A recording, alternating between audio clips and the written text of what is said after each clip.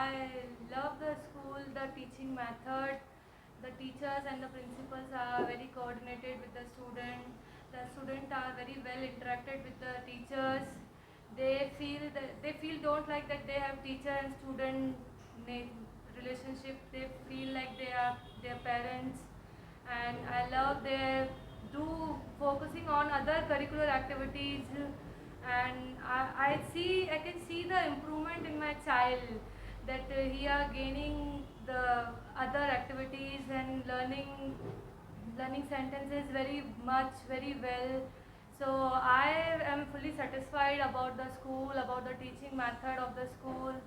So they are not doing the blackboard and notebook activities. They're doing activities with the models and the practical. They were doing that children easily accept the concept and very easily, and they enjoyed it also.